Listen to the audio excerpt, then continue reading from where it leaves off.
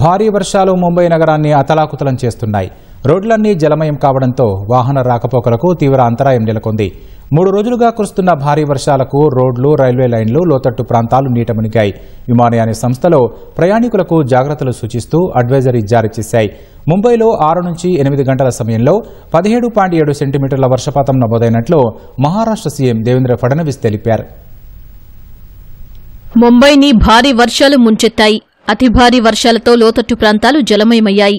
ఎడతెగని వర్షాలతో ముంబయి, ఠానే, రాయగఢ్ జిల్లాలకు వాతావరణ శాఖ రెడ్ అలర్ట్ జారీ చేసింది. నగరంలోని అన్ని పాఠశాలలు, కళాశాలలకు అధికారులు సెలవు ప్రకటించారు.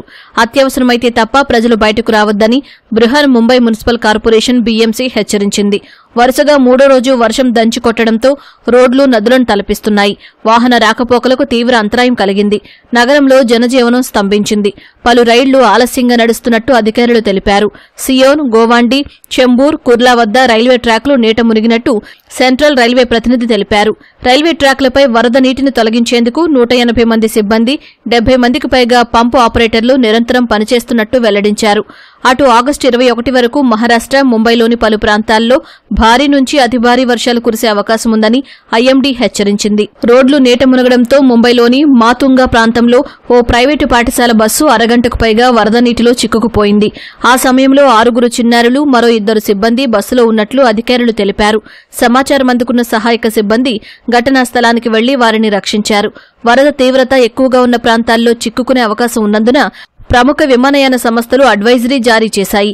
భారీ వర్షాల నేపథ్యంలో ప్రయాణికులు కొంచెం ముందుగానే విమానాశ్రయానికి చేరుకోవాలని ఇండిగో, ఆకాశ ఎయిర్, స్పైస్ జెట్ ప్రయాణికులకు సూచించాయి. బయలుదేరే ముందు విమానానికి సంబంధించిన వివరాలని తమ వెబ్సైట్ చూసి తనిఖీ చేసుకోవాలని ఆయా ఎయిర్లైన్స్ ప్రయాణికులకు విజ్ఞప్తి చేశాయి. మహారాష్ట్ర, ముంబైలో పడుతున్న భారీ వర్షాలపై ముఖ్యమంత్రి దేవేంద్ర ఫడ్నవీస్ సమీక్ష నిర్వహించారు. ముంబైలో 6 నుంచి 8 గంటల వ్యవధిలో 17.7 సెంటీమీటర్ల వర్షపాతం నమోదైనట్టు వెల్లడించారు. ఛత్రపతి సంభాజీనగర్ డివిజన్లో 800 గ్రామాలపై వరదల ప్రభావం పడిందన్నారు. భారీ వర్షాలు కొనసాగే అవకాశం ఉన్నందున ప్రజలు జాగ్రత్తగా ఉండాలని ముఖ్యమంత్రి విజ్ఞప్తి చేశారు.